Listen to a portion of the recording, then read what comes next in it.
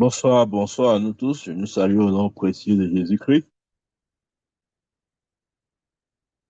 Nous allons continuer avec cette série d'enseignements sur le thème le but ou la raison de Christ en nous. Amen. Le but ou la raison de Christ en nous. Comme nous l'avons dit déjà, c'est que euh, lorsque nous naissons de nouveau, ouais, il faut bien comprendre ça. Il y a deux mystères qui s'accomplissent simultanément. Il y a le mystère de Christ en moi. Parce qu'en fait, c'est ça qui est la preuve même de notre foi en Jésus-Christ. C'est ça qui est la preuve de notre nouvelle naissance. C'est ça qui est la preuve que nous sommes devenus une nouvelle créature selon 2 Corinthiens 5, 17. Si quelqu'un en Christ il est une nouvelle créature. Le mystère de Christ en moi. Et Paul, lorsqu'il parle de ce mystère, des mystères cachés depuis les âges, mais révélés maintenant aux saints, ceux à qui Dieu a fait voir, ceux à qui Dieu a voulu faire savoir ce mystère, c'est-à-dire Christ en nous, l'espérance de la gloire. Ça, c'est vrai. Maintenant, il y a un autre mystère attaché au premier, qui est nous en Christ. Et ça, c'est très important. Pourquoi est-ce que Christ vient en nous? Pour un but bien aimé. C'est afin que nous soyons en lui. Amen. Et nous avions dit que être en lui, c'est justement parvenir à la compréhension de notre héritage. C'est parvenir à, à, comment je vais dire ça, à interagir avec notre héritage. Parce que vous savez, il est une chose de savoir qu'on a 1 million dans le compte bancaire et une autre chose de pouvoir jouir de cet argent. OK? Donc, nous en Christ, c'est ce chrétien qui parvient ou qui est parvenu à la compréhension parfaite de son identité et qui sait l'utiliser, bien sûr. Ce n'est pas juste une compréhension mentale, c'est le niveau de cette compréhension épignosis où la personne, le chrétien, euh, interagit, fait un avec la chose. C'est-à-dire, comment je veux dire ça? Ce n'est pas juste une compréhension intellectuelle ou mentale, non. Nous faisons un avec la chose. Nous embrassons la chose. Nous pouvons utiliser la chose. Amen. Voilà. C'est un niveau où nous pouvons utiliser la connaissance que nous avons. Bien-aimé, si tu as une connaissance que tu ne peux pas utiliser, cette connaissance n'est pas encore, comment dire, tu n'es pas encore parvenu à la maturité dans cette connaissance-là. Je prends un exemple. Il y a des chrétiens qui disent que vraiment le nom de Jésus au-dessus de tout nom, le nom de Jésus est le nom élevé, le nom de Jésus est le nom que Dieu a élevé au-dessus de tout nom, etc. Nous pouvons dire ça autant que nous voulons, mais ça commence à avoir du sens lorsque nous pouvons utiliser ce nom.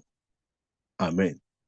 Regardons Pierre, à la porte de la vallée, regarde cet homme infime. Il dit, je n'ai ni or ni argent, mais ce que j'ai, je te donne. Au nom de Jésus-Christ de Nazareth, lève-toi et marche. Ouais, c'est cette connaissance-là où nous pouvons interagir, nous pouvons l'utiliser. Amen. Pour Pierre, la révélation du nom de Jésus n'était pas juste une révélation mentale. C'est quelque chose qu'il pouvait utiliser, bien aimé. C'est ça, nous, en Christ. Nous commençons à utiliser ces choses-là. Nous commençons à interagir avec. Nous ne sommes pas seulement dans une connaissance intellectuelle. Non. Amen. Nous pouvons, nous pouvons, nous pouvons, ouais,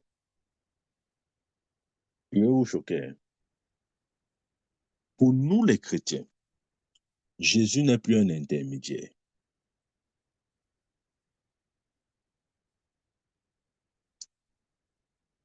Je sais, vous allez me dire, mais la Bible dit qu'il y a que Jésus-Christ est intermédiaire entre Dieu et les hommes. Qui est intermédiaire entre Dieu et les hommes? Jésus-Christ. Ça, c'est une vérité qui est vue. en dehors du christianisme. C'est-à-dire que c'est une réalité vraie en dehors du christianisme. Pour celui qui n'est pas né de nouveau, Jésus-Christ est cette personne-là. Il a dit, je suis le chemin, la vérité et la vie. Nul ne part au Père que par moi. Donc, quand tu n'es pas né de nouveau, Jésus-Christ, en l'acceptant, il t'amène au Père, de sorte que maintenant, entre toi et le Père, il n'y a plus d'intermédiaire. C'est pourquoi Jésus a dit, si vous priez en mon nom, le Père vous exaucera. Amen. C'est quoi prier en le nom de Jésus? Ce n'est pas faire de Jésus un intermédiaire dans notre prière, non, mais c'est de prier dans la position. C'est comme si c'est Jésus lui-même qui fait la prière. Amen. Ouais. C'est ça, prier au nom de Jésus. Les gens voient que non, c'est une formule où à la fin tu dis seulement au nom de Jésus, Amen. Non, ce n'est pas une formule bien aimée. C'est prier dans la position, dans cette position-là. Rappelons-nous, Jésus a dit, il y a des demeures dans la maison de mon Père. Si ce n'était pas le cas, je vous aurais dit, je m'en vais vous préparer une place. Amen. C'est cette place-là, bien-aimé. Quand tu comprends cette place, cette position, Amen. Même quand tu pries, tu t'adresses au Père dans la position que Jésus t'a donnée, dans cette place que Jésus t'a donnée. Amen. C'est une place privilégiée, c'est une place que, où personne ne s'est assis, où personne ne s'est assis avant Christ, avant l'Église, je veux dire. C'est une place que Dieu avait réservée à l'Église. Et la seule personne qui occupe cette place, c'est l'Église. Amen. Dans ce sens-là, dans nos prières, Jésus ne fait plus office d'intermédiaire. Non, nous prions à sa place, cette place qu'il nous a donnée. Nous prions le Père. Ouais, observons et regardons combien Dieu nous a aimés. Regardons jusqu'où est-ce que Dieu nous a placés. Dieu nous a tellement aimés que il n'a même pas voulu que Jésus soit intermédiaire. Ouais, mais il y a des gens qui font de Marie leur intermédiaire. Non, il faut comprendre ces choses. Jésus a dit, il conduit les hommes au Père. Nul ne vient au Père que par moi. Amen. Quand il nous conduit au Père, c'est pour que nous traitions avec Dieu dans sa position. C'est ça, en fait, le plan de Dieu.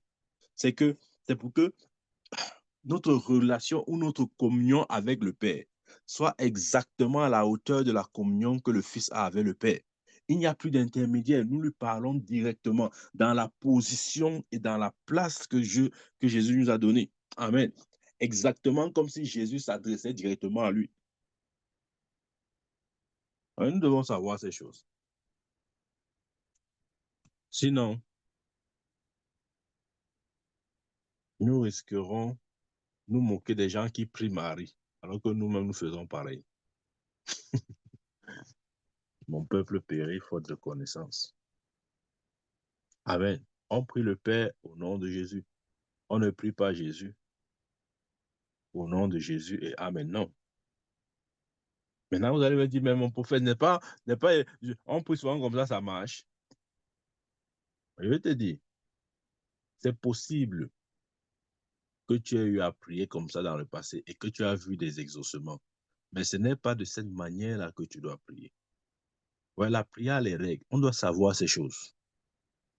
Sinon, après, nous allons voir que nos prières ne seront plus efficaces ou elles deviendront de moins en moins efficaces. Pourquoi? Parce que nous prions n'importe comment. Nous prions n'importe comment. Hein? Je prie pas à Jésus-Christ, notre Sauveur. Amen. C'est-à-dire, c'est une confusion. Nous savons seulement que non, à la fin, on doit dire Jésus. Non, ce n'est pas ça, bien-aimé. Prier au nom de Jésus, c'est prier dans la position de Jésus. Exactement comme si Jésus adressait cette prière à son Père. Parce qu'il nous a conduits au Père. De sorte qu'il n'y ait plus d'intermédiaire. Même pas lui, il n'est pas intermédiaire. Amen. Il nous a donné sa position pour que nous puissions agir à partir de là. Et quand nous comprenons ça, regardez, nous sommes, ouvrons notre Bible. Somme 80, Somme 400, Somme 149, excusez-moi, Somme 149. Bien aimé, quand tu comprends simplement ce petit principe ou ce petit point que j'ai développé, tu vas comprendre pourquoi la Bible dit, par exemple, dans le Somme 149, verset, je lis à partir du verset 4, il dit, car l'Éternel prend plaisir à son peuple. Amen. Il prend plaisir à son peuple. Bien-aimé, est-ce que tu sais que Dieu prend plaisir à son peuple? Mets ton nom là-bas. Dieu prend plaisir à moi. Mets ton nom, bien-aimé.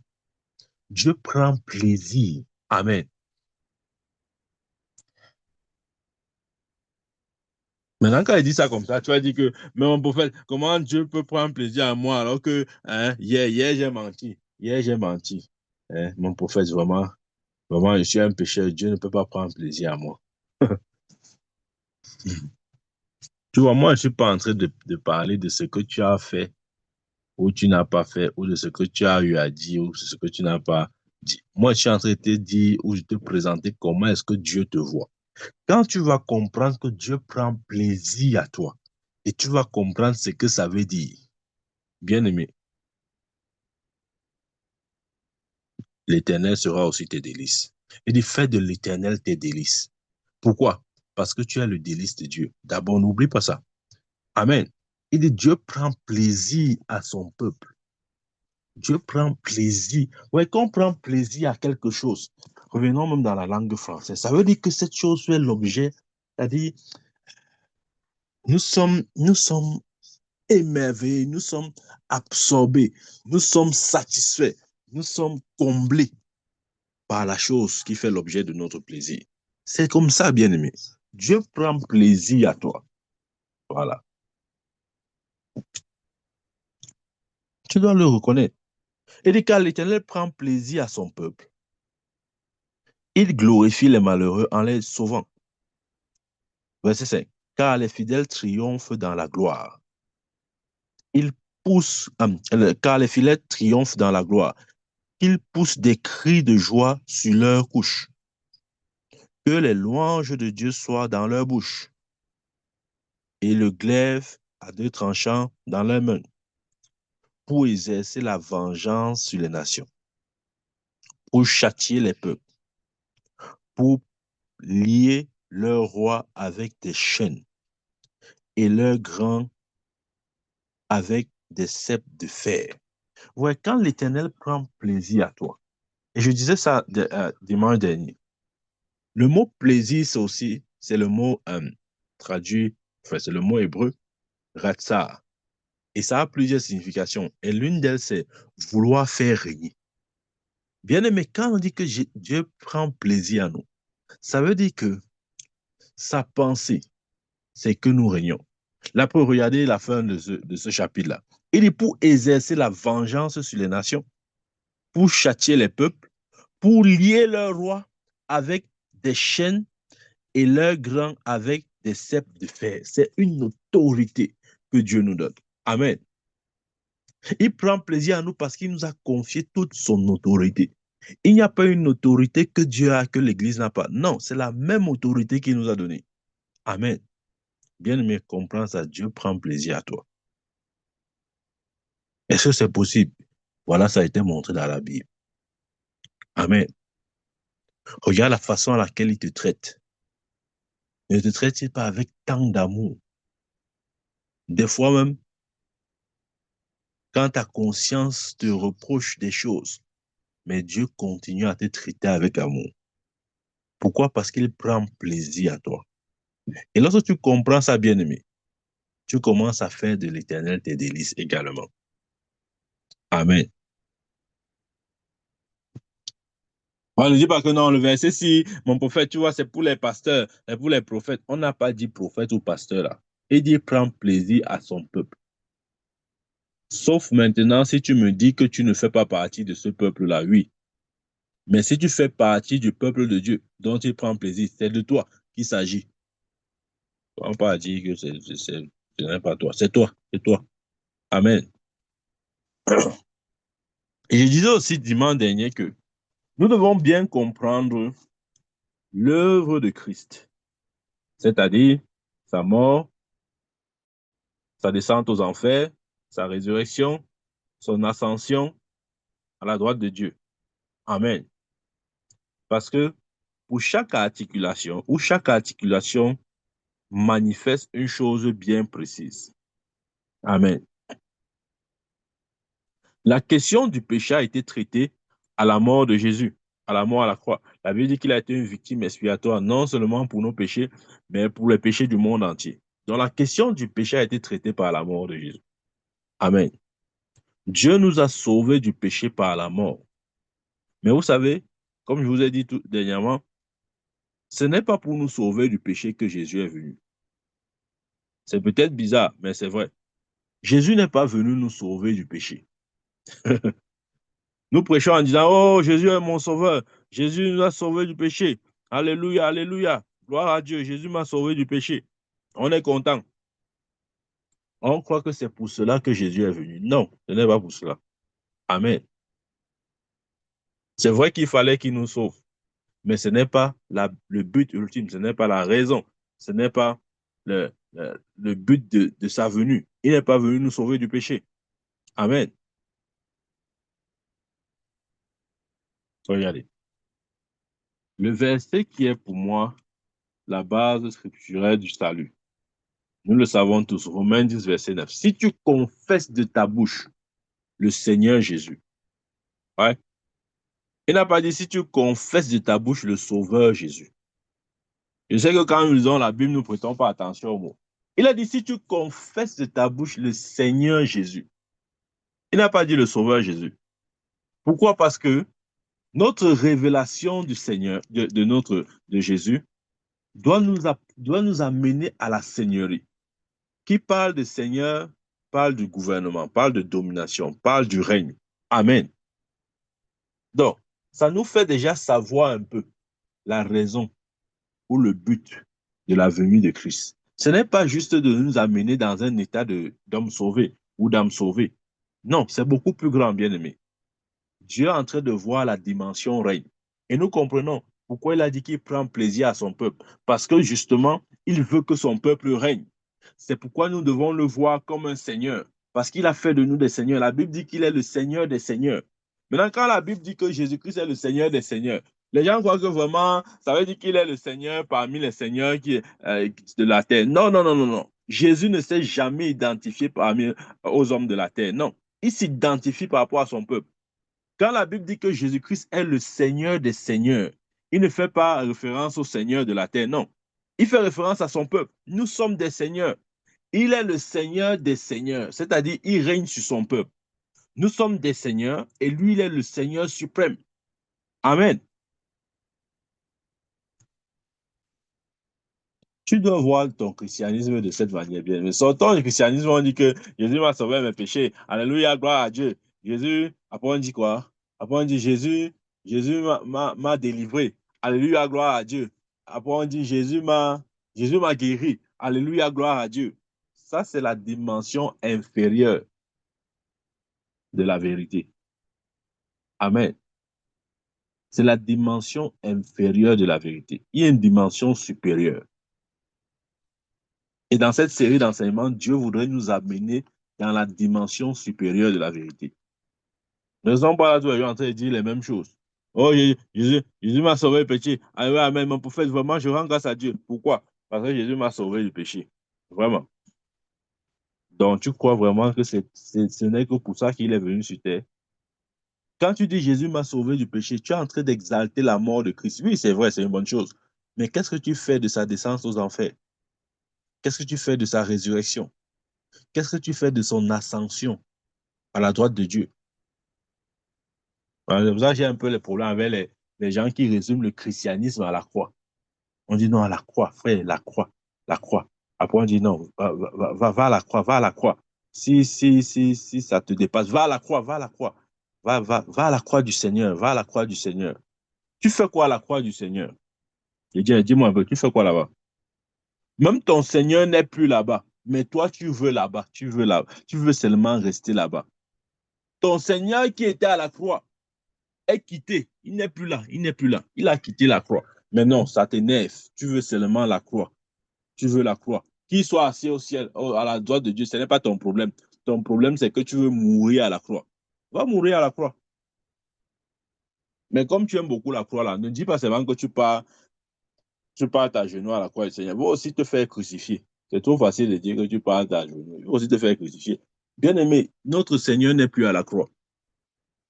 L'évangile ne tourne pas autour de la croix. L'évangile tourne autour du trône. Là où il est maintenant, c'est au trône. Il est sur le trône. Tu ne peux pas être efficace jusqu'à ce que tu te vois sur le trône. Et te dis la vérité.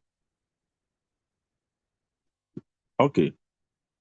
On parle, vous dites que vous maîtrisez. Si tu ne te vois pas sur le trône, tu ne peux pas être efficace, bien. C'est pourquoi des fois nous ne sommes pas efficaces.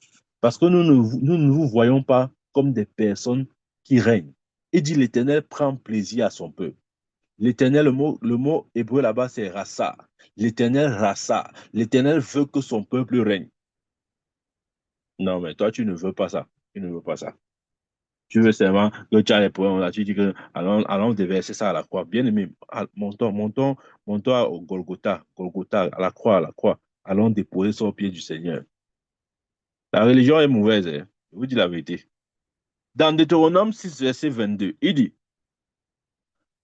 l'Éternel a opéré sous nos yeux des miracles et des prodiges grands et désastreux contre l'Égypte, contre Pharaon et contre toute sa maison. Verset 23. Et il nous a fait sortir de là pour nous amener dans le pays qu'il avait juré à nos pères de nous donner. Amen. Il a opéré des signes. Il a opéré la délivrance. Mais il ne s'est pas limité à cette délivrance, bien aimé. Même pour Israël, le but de sauver d'Israël n'était pas juste de les délivrer d'Israël, de l'Égypte. Non. Quand Dieu a sauvé Israël de l'Égypte, c'était pour un but bien précis. Le but, c'était quoi? De les faire entrer dans la terre promise, la terre promise à leur père. Amen. C'était ça le but. C'était pas juste pour qu'ils se mettent à créer dans le désert. Oh, gloire à Dieu. Dieu nous a sauvés de l'Égypte. Vraiment. La servitude, vraiment. L'esclavage est fini. Gloire à Dieu au plus haut des cieux. Non. Le but, c'était de leur faire entrer quelque part. Il les a fait sortir de quelque part pour les faire entrer quelque part. Les a fait sortir de l'Égypte pour les faire entrer où? À Canaan. Maintenant, Canaan n'est pas le ciel. Il y a des gens qui ne savent pas pourquoi ils sont en train de dire que vraiment Canaan, c'est le ciel. Canaan n'est pas le ciel. Amen. Le ciel, c'est le ciel. Canaan, c'est Canaan. Canaan n'est pas le ciel. Amen. Parce qu'en passant, personne ne pouvait entrer au ciel avant la résurrection de Christ. Amen. Donc, il dit il les a fait sortir de l'Égypte pour les faire entrer où? À Canaan. De la même manière, Dieu nous a délivrés de la puissance de Satan dans un but pour que nous entrons. OK? Il nous a transféré des ténèbres à la lumière. C'est ce que Colossiens dit. De la puissance de Satan à Dieu. Nous sommes sortis des ténèbres pour entrer dans la lumière. Nous ne sommes pas sortis des ténèbres juste pour dire, oh, gloire à Dieu, vraiment, Dieu m'a délivré des ténèbres, vraiment, je bénis le Seigneur, j'étais dans les ténèbres, Dieu m'a délivré des ténèbres. Et puis quoi? Pourquoi t'as-t-il délivré des ténèbres? C'est pour que tu entres dans la lumière. Est-ce que tu es établi dans la lumière? Est-ce que tu es dans la lumière? C'est ça, moi, en Christ. Moi, dans la lumière. Est-ce que tu es dans la lumière? Oui, tu es sorti des ténèbres, mais est-ce que tu es dans la lumière? Est-ce que tu vois ces choses que Dieu t'a accordées par sa grâce? Est-ce que tes yeux sont ouverts sur ton héritage? Il dit quoi? Paul parle à Éphésiens. Il dit, je prie afin que Dieu illumine les yeux de votre cœur, afin que vous sachiez quelle espérance est attachée à notre salut. Est-ce que nous voyons notre héritage en Christ Jésus? Si tu es dans la lumière, tu dois voir ça. Si tu ne vois pas ça, tu es encore comme Israël qui est sorti Israël qui est sorti de l'Égypte et qui est là dans le désert, qui tourne en rond, qui n'entre pas dans la terre promise. Beaucoup d'enfants de Dieu, spirituellement, ils sont comme ça. Je vous dis la vérité, ils sont dans le désert. Ils sont dans le désert. Et là, bien aimé, je suis sorti quand même de l'Égypte. Hein. Ce n'est pas rien. Même si je suis au désert, ce n'est pas grave. Je suis quand même sorti de l'Égypte. Mais bien aimé, tu fais quoi au désert? Non, non, non, non, frère, tu sais que il y aura le désert. Le désert, ça fait partie du plan de Dieu pour un chrétien. Hein? On doit passer par le désert. Bien aimé, attention. Continue de dire que de prêcher le désert. Quand tu vas mourir au désert, tu vas arrêter de prêcher ça. Amen. Dieu les a fait sortir pour les amener quelque part, pour les établir quelque part. Mais parce qu'ils n'avaient jamais vu la raison pour laquelle Dieu les avait fait sortir d'Égypte. La plupart sont morts dans le désert. Quand tu ne sais pas pourquoi est-ce que Dieu t'a délivré du péché, tu vas mourir dans le désert. Mourir dans le désert, ça veut dire quoi? Ça veut dire que tu vas être chrétien sans jamais comprendre qui tu es. Tu vas être chrétien sans jamais entrer dans ton héritage. Tu vas être chrétien sans jamais comprendre la réalité de la lumière de Jésus-Christ en toi. Tu ne vas pas comprendre ça. Ceux qui sont dans le désert, ce sont ceux qui ont été délivrés du péché, oui, parce que Jésus-Christ est mort et si tu crois, cela t'est imputé, on ne refuse pas. Mais si tu ne comprends pas la raison de ta délivrance, tu vas rester dans le désert. Mais il te dit non. Est-ce qu'il y a peur de toi? Il te dit que tu vas rester dans le désert. Après, tu vas commencer à sortir les messages. Mon prophète, tu sais que vraiment, des fois aussi, Dieu nous fait passer par le désert. Oui, bien aimé, Dieu ne t'a pas appelé à vivre dans le désert. Sors du désert. Dieu te demande de sortir de là. Oui, c'est la force, sors. Amen. Mais pour sortir, tu dois voir cette lumière.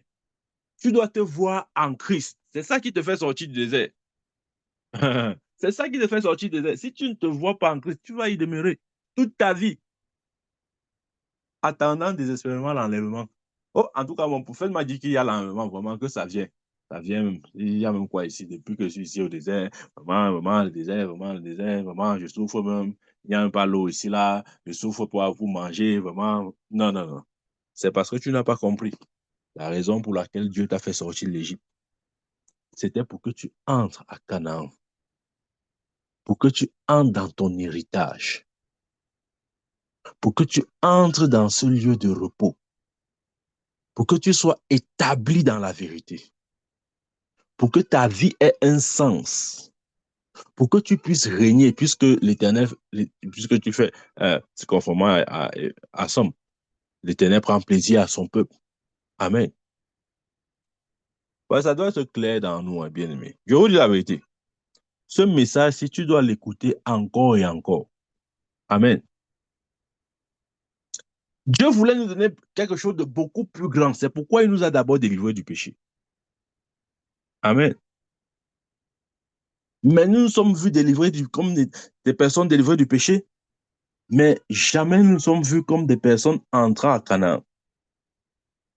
Amen. Canaan, pour nous, c'est quoi? C'est ce que j'ai toujours dit. Il dit d'ailleurs, il faut que j'explique encore quelque chose sur ce verset-là. Il y a quelque chose que je dois un peu, hein, une compréhension qu'il faudrait qu'on ait par rapport à les paroles que Jésus prône, à cette parole particulière de toute façon. Il dit dans Jean 14, regardez, Jésus dit ceci, hein, suivons, là c'est Jésus qui parle. Il y a plusieurs demeures dans la maison de mon Père. Si cela n'était pas, je vous l'aurais dit. Je vais vous préparer une place. Et lorsque je m'en serai allé et que je vous aurai préparé une place, je reviendrai et je vous prendrai avec moi afin que là où je suis, vous y soyez aussi. J'explique le verset 2, le verset 3. Après, je vais expliquer le verset 2. Le verset 3 dit, et lorsque je m'en serai allé et que je vous aurai préparé une place, je reviendrai et je vous prendrai avec moi afin que là où je suis, vous aussi vous y soyez. Lorsque je m'en serai allé, il est parti quand? Après sa résurrection, les 40 jours qu'il a passé avec ses disciples. Après les 40 jours, la Bible dit qu'il lévitait, il est monté au ciel. C'est ce jour-là qu'il est parti. Et il nous fait une promesse là. Il dit, lorsque je m'en serai allé et que je vous aurai préparé une place, je reviendrai. Donc, la descente du Saint-Esprit dans Actes chapitre 2 est la preuve que cette place-là avait comment dire, est l'achèvement de la préparation de cette place. C'est parce que Jésus avait fini d'achever, de préparer cette place-là que le Saint-Esprit est descendu. Amen. Donc la descente du Saint-Esprit est la preuve que cette place a été achevée. C'est-à-dire, il a dit qu'il va aller préparer, n'est-ce pas? La préparation était terminée. C'est pourquoi il dit, je descendrai. Là, maintenant, il s'identifie au Saint-Esprit. Amen. Lorsqu'il dit « je descendrai », certes, il parle du Saint-Esprit, mais il s'identifie à lui parce que le Saint-Esprit écrit son 1. Il dit « je descendrai, je vous prendrai, afin que là où je suis, vous ici, vous y soyez. » Amen. Donc, quand l'Esprit de Dieu est descendu, qu'est-ce qu'il a fait? Il a pris l'esprit des chrétiens, des disciples. Il a amené cet esprit-là sur cette place-là. C'est-à-dire cette place-là qui est en Christ, qui est le trône de Dieu. Depuis le Acte chapitre 2, cette réalité est vraie pour toute personne qui naît de nouveau. Amen. Son esprit est transporté. Jésus a dit, je vous prendrai avec moi, afin que là où je suis, vous aussi vous soyez. Ce n'est pas une promesse, ce n'est pas le retour de Jésus. Les gens croient que non, ça veut dire que quand Jésus va revenir, c'est là où il va nous prendre. Ce n'est pas de ça qu'il parle. Il parle de l'ascension de notre esprit. De la même manière que il est monté, il s'est assis à la droite de Dieu. Quand le Saint-Esprit descend, il prend l'esprit des disciples, amène aussi cet esprit à cette position de gloire en Christ, sur le trône de Dieu. Et ça, c'est vrai pour toute personne qui désormais croira, ou bien toute personne qui croira en Christ Jésus. C'est notre réalité. Amen. Maintenant, revenons sur le verset 2. Il dit là-bas, « Il y a plusieurs demeures dans la maison de mon Père. Si cela n'était pas, je ne vous aurais pas dit. Amen. Je vais vous préparer une place. » Ouais. Faisons la différence. Jésus ici parle de deux choses distinctes. Nous mélangeons sur une chose. Il parle, un, de la réalité des demeures, et deux, il parle de la place. J'ai expliqué la place, c'est que ça signifie. Mais c'est quoi les demeures? Voilà. C'est ça qu'on va parler aujourd'hui. C'est ça qu'on va dire aujourd'hui. Il dit, il y a plusieurs demeures. De quoi est-ce qu'il parle? Maintenant, il a dit que non, ce sont les maisons. C'est-à-dire que au ciel, on aura les maisons. Maintenant, on construit, chacun construit ses maisons. Bien aimé, on a tous eu cette mauvaise interprétation. Même moi, j'ai cru à ces choses. C'est pas vrai. Il n'y a aucun verset qui dit que Dieu est en train de construire nos maisons dans le ciel. Parce qu'on a lu les demeures, on dit, hein, voilà, ce sont les demeures. Non. Il dit qu'il y a plusieurs demeures. Amen. Il n'a pas dit que je m'en vais construire les demeures ou je construirai des demeures. Non, c'est un fait. Il y a plusieurs demeures. Mais il faut savoir, c'est quoi les demeures? Puisque les demeures sont dans la maison du Père. Est-ce que Jésus veut dire qu'il y a plusieurs maisons dans la maison de son Père? Absolument pas. Il ne peut pas avoir des maisons dans la maison. Ce n'est pas ce que Jésus dit ici. Ce n'est pas de ça que Jésus parle. Il dit qu'il y a plusieurs demeures dans la maison de mon Père. Voilà. Le mot demeure, le mot grec traduit par demeure signifie tabernacle vivant. Amen. Ce n'est pas demeure dans le sens de la maison, une maison qui est construite. Non, c'est un tabernacle vivant. Ok, attendez. Allons dans 2 Corinthiens. Je vais lire quelque chose pour nous là-bas. 2 Corinthiens, chapitre 5. Je lis du verset 1 à 7. Il dit suivant. Nous savons en effet que si cette tente où nous habitons sur la terre est détruite, là il parle du corps physique. Suivez bien, je suis en train d'expliquer les demeures dont Jésus parle. Quand il dit qu'il y a plusieurs demeures dans la maison de mon Père. On a cru que c'était les maisons. Jésus est en train de construire nos maisons. Après, on dit que non, non, frère, construis ta maison au ciel. Ça, ce sont les interprétations de l'école du dimanche. Amen. Il dit ici dans 2 Corinthiens 5, verset 1, il dit, nous savons en effet que si cette tente où nous habitons sur terre, si cette tente où nous habitons sur la terre est détruite, nous avons, suivez, nous avons dans le ciel un édifice qui est l'ouvrage de Dieu, une demeure éternelle qui n'a pas été faite de main d'homme. Voilà, voilà. Il faut souligner. Ouais, même quand il doit inverser comme ça, tu ne soulignes pas. Souligne. Il dit, nous savons en effet que si cette tente où nous habitons sur terre est détruite. Là, il parle de notre corps physique, le corps que nous avons maintenant. Il dit, nous avons dans le ciel un édifice qui est l'ouvrage de Dieu, une demeure éternelle qui n'a pas été faite de main d'homme. C'est cette demeure que Jésus parle. Lorsqu'il dit qu'il y a les demeures au ciel, il parle de cet édifice. Il parle de cette tente qui est une demeure éternelle qui n'a pas été faite de main d'homme. Contrairement à ce corps physique que nous avons. Jésus dit ici que, ou Paul parle ici Jésus parle ici par la bouche de Pierre, que nous avons une autre tente. Amen. Ouais, il faut bien lire la Bible. Il dit, nous savons en effet que si cette tente où nous habitons sur la terre est détruite, là c'est le corps physique, le corps que nous avons actuellement, il donne la promesse que nous avons dans le ciel un édifice qui est l'ouvrage de Dieu. Voilà pourquoi Jésus a dit qu'il y a les demeures dans la maison de mon Père. C'est cette tente-là, cet édifice qui est l'ouvrage de Dieu, une demeure éternelle qui n'a pas été faite de main d'homme. Verset 2. Aussi, nous gémissons dans cette tente désirant revêtir notre domicile céleste. Vous comprenez déjà.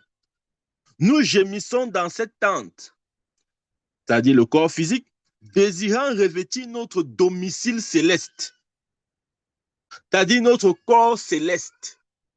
Amen. Il y a la différence entre le corps terrestre et le corps céleste. Nous revêtirons notre domicile céleste ou notre demeure éternelle, ou la tente qui a été construite par Dieu, l'ouvrage de Dieu qui n'est pas fait de main d'homme. Verset 3. Si du moins nous sommes trouvés vêtus et non pas nus. Verset 4. Car tandis que nous sommes dans cette tente, nous gémissons, accablés, parce que nous voulons, non pas nous dépouiller, mais nous revêtir, afin que ce qui est mortel soit englouti par la vie. Waouh! Verset 5. Et celui qui nous a formés pour cela, c'est Dieu, qui nous a donné les arts de l'esprit. Amen. Verset 6. Nous sommes donc toujours pleins de confiance et nous savons qu'en demeurant dans ce corps, nous demeurons loin du Seigneur. Verset 7. Car nous ne marchons pas par la foi, car nous marchons par la foi et non par la vue. Il faut nous arrêter là. Vous voyez? Cet domicile céleste ou éternel, cette tente construite non par la main, non par la main d'un homme, mais un édifice qui est l'ouvrage de Dieu, ces corps célestes, c'est de ça qu'il s'agit. C'est ce que Jésus appelle les demeures. Ce sont les corps célestes. Et Paul nous dit ici que nous revêtirons ces corps célestes. Il a dit le verset 1. Nous savons en effet que si cette demeure, nous savons en effet que si cette tente où nous habitons sur la terre est détruite, c'est-à-dire notre corps terrestre, nous avons dans le ciel un édifice qui est l'ouvrage de Dieu, une demeure éternelle qui n'a pas été faite de main d'homme. Donc quand Jésus dit qu'il y a des demeures dans le ciel, il parle des corps célestes. Et Dieu merci, nous avons cette espérance qu'à l'enlèvement de l'Église, nous revêtirons cette demeure-là, ces corps célestes, en opposition des corps terrestres que nous avons actuellement. Amen. Donc Dieu nous dit, de la même manière que sur terre, nous marchons avec des corps terrestres. Dans le ciel, nous n'aurons plus besoin de ces corps terrestres parce que nous aurons des demeures éternelles, des tentes qui sont des corps qui ne sont pas faits de la main d'un homme. Amen. Des corps glorieux. C'est de ça qu'il s'agit. Et on dit que non, on va construire nos maisons, construisons nos maisons. Tu es devenu architecte. Dieu nous promet des corps glorieux et la réalité de cette vérité prendra place à l'enlèvement de l'Église selon 1 Corinthiens chapitre 15. Nous connaissons. Il dit, en un clin d'œil, nous serons changés. Nous revêtirons des corps glorieux. Amen. Nous revêtirons cette demeure-là, ces corps glorieux, ces corps célestes. Tant bien, mais ne reste plus au match, tu dis que vraiment, je construis ma maison au ciel. Tu ne construis aucune maison. Dieu te donnera ce corps céleste, ce corps glorieux à l'enlèvement de l'Église. Amen. Et je t'ai dit que c'est très bientôt. C'est très, très bientôt. Beaucoup plus proche que ce que tu crois. Amen. Donc, n'oublions pas, il faut bien lire la Bible. Donc, c'est important de comprendre la mort de Jésus, comme j'ai dit tout à l'heure, la descente aux enfers, son triomphe sur le diable, sa résurrection et son ascension à la droite de Dieu. Amen. C'est important de comprendre ça bien.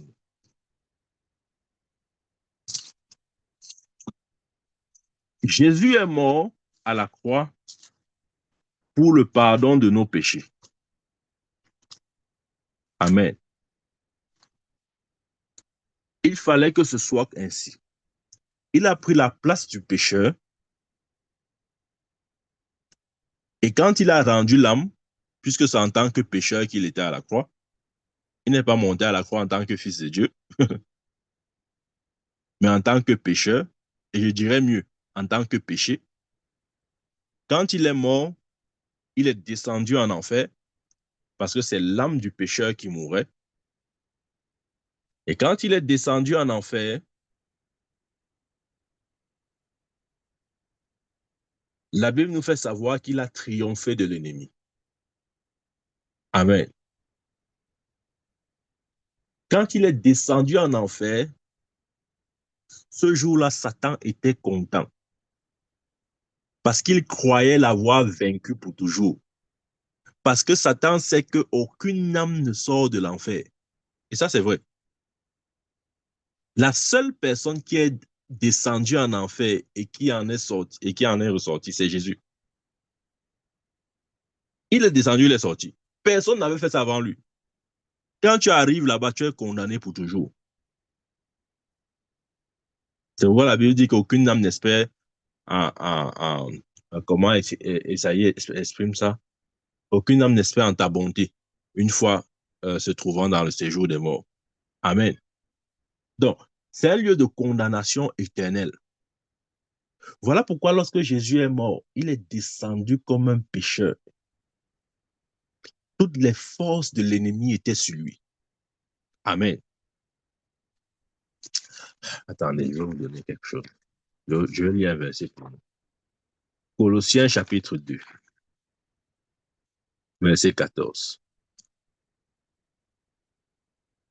La Bible dit, il a effacé l'acte dont les ordonnances, il a effacé l'acte dont les ordonnances nous condamnaient et qui subsistait contre nous. Il a détruit en le clouant à la croix. Amen. Ça veut dire le péché,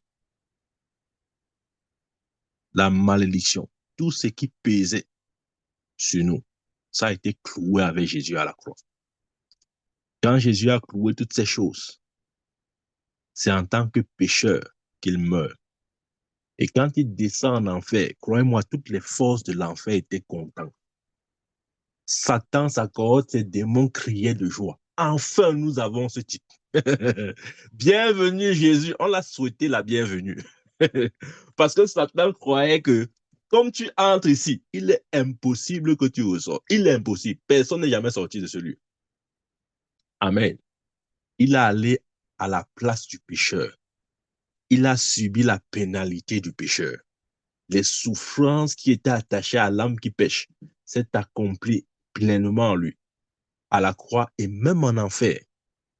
Quand il a satisfait les exigences de la divinité en termes de justice, oh, c'est là où le glorieux Jésus, attendez, je vais vous dire quelque chose.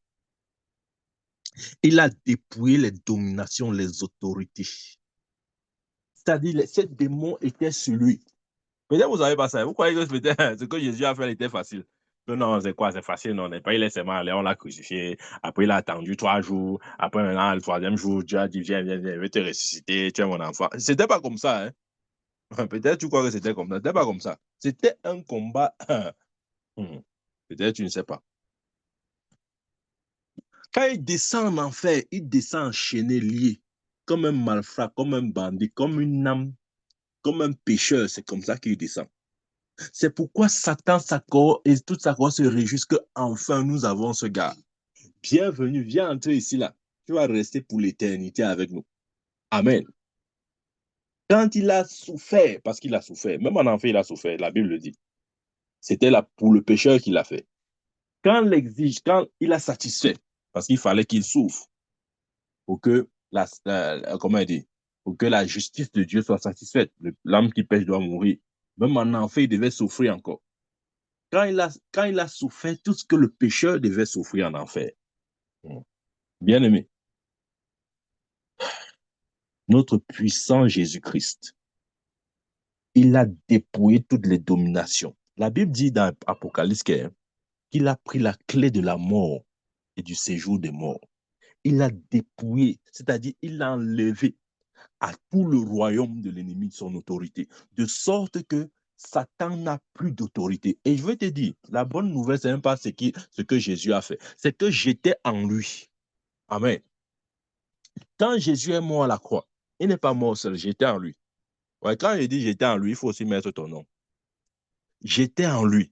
À la croix, j'étais en lui. Il mourait pour moi, c'est vrai, mais j'étais aussi en lui. C'est un mystère. Amen. Quand il est descendu en enfer, c'est vrai, ce jour-là, c'était Jésus qu'on voyait. Mais la réalité, c'est que j'étais en lui. Il allait payer la pénalité de mon péché en enfer. J'étais en lui. Quand Satan et toute sa cohorte sont tombés sur lui, ouais, un peu comme pour dire qu'enfin, nous avons eu ce petit voyou. Il croyait pouvoir nous échapper. Quand ils sont tombés sur lui, l'enchaînant comme un malfrat, j'étais en lui. Quand il a souffert, j'étais en lui. Quand la justice de Dieu a été satisfaite parce qu'il fallait qu'il sauve pour le pécheur, voilà, la bonne partie, c'est que quand Papa Dieu a dit, OK, c'est bon, tu as souffert, tu as pris la pénalité du pécheur, tu es descendu en enfer à la place du pécheur. Maintenant, maintenant, maintenant, je te fais sortir de là. C'est là où tu vois la Bible qu'il a dépouillé les dominations, les autorités. Il a pris à Satan tout son pouvoir, toute son autorité. Je vais te dire, en enfer, quand Jésus prenait toute l'autorité, la puissance, l'ennemi, ce n'était pas juste Jésus, c'est moi qui prenais ça. C'est pourquoi Satan sait que je suis plus que lui. Je suis plus fort que lui. Il le sait. Parce que le jour où Jésus récupérait l'autorité, son autorité, son, son pouvoir, j'étais en Jésus. Hein. Peut-être tu n'étais pas là-bas. Moi, je te dis que j'étais là-bas. Si tu veux, tu ne te vois pas ainsi. C'est moi qui prenais ce jour-là en enfer l'autorité de Satan, son pouvoir. Je ramassais tout ça. Vous voyez comment on ramasse les, euh, les prunes qui tombent par terre. C'est comme ça que j'ai ramassé tout ça. J'ai ramassé tout ça. En Jésus, j'ai ramassé tout ça. Il sait que je suis plus fort que lui. Amen. Et quand j'ai ramassé tout ça avec Jésus, plus qu'étant en lui, Dieu maintenant a ressuscité Jésus-Christ d'entre les morts. Amen. Pour authentifier, la résurrection de Jésus est la preuve ultime qu'il a vaincu Satan sur 2 fronts. Il a vaincu Satan à la croix et en enfer. De sorte qu'il ne soit plus possible pour lui de triompher de quiconque croit en Jésus-Christ. Donc, si tu crois en Jésus et que tu acceptes que Satan peut avoir la victoire sur toi, ça veut dire que tu n'as pas compris ce que Jésus est venu faire. Amen. J'étais en lui pendant tout le processus. Quand Papa Dieu l'a ressuscité, ce n'était pas juste Jésus qui ressuscitait, c'est moi qui ressuscitais en lui. Amen. Et mieux, quand il est monté s'asseoir à la droite de Dieu, j'étais encore en lui. Hein. Il t'a dit que tu dois te voir en lui. Souvent, on prêche, on dit ça, Jésus est mort, Jésus est ressuscité. Toutes ces choses-là n'ont de sens que parce que nous étions en lui. Parce qu'en fait, c'est pour nous qu'il a fait ça. Il n'avait pas besoin de mourir. Mourir par rapport à quoi? Il avait commis quel péché? Il n'avait pas besoin de ressusciter non plus. Il était la vie. Il dit, je suis la vie. Vous voyez? Mais s'il a fait toutes ces choses, c'est pour nous. C'est pour nous donner la victoire. Et il a fait ça pour que nous ayons à l'esprit le cheminement, pour que notre victoire soit clairement établie. Que nous ne disions pas seulement que nous avons la victoire sur Satan, mais que nous puissions voir clairement, étape par étape, comment cette victoire a été établie. Amen. Quand il est mort, je suis mort. Quand il est descendu en enfer, j'étais avec lui. Quand il a triomphé de Satan en enfer, j'étais encore avec lui. Quand Papa Dieu l'a ressuscité, j'étais avec lui. Quand il s'est assis à la droite de Dieu, j'étais encore avec lui. Amen. Lorsque Jésus a été ressuscité, il est devenu le second Adam. Vous comprenez maintenant. Quand la Bible dit que Jésus-Christ est le second Adam, ça veut dire que il est devenu le prototype, ou si vous voulez, il est devenu la tête d'une nouvelle création. Amen. Donc, la Bible dit qu'il est le premier-né d'entre les morts. Le premier-né d'entre les morts. Amen. Parce que Jésus est la première personne, ça je dois le dire encore, c'est la première personne, le premier homme que Dieu, dont l'esprit a été ramené à la vie. Amen. Parce que l'esprit de Jésus était mort. Ce n'est pas juste son corps qui est mort. Les gens croient que vraiment, quand on dit Jésus est mort, là, ça veut dire qu'il est mort physiquement. Non, c'était beaucoup plus bien aimé. Il n'est pas que mort physiquement, il est mort aussi spirituellement. Et c'est parce que justement, il est mort physiquement et spirituellement surtout, que Dieu devait ramener son esprit à la vie. Amen. Faisant de lui la tête d'une nouvelle créature. Amen. Et c'est ce qu'il est. Bien aimé, Jésus-Christ est la tête d'une nouvelle créature. C'est dans ce sens que l'apôtre Paul le présente comme étant le second Adam. Il a donné naissance à une race qui n'existait pas avant sa résurrection.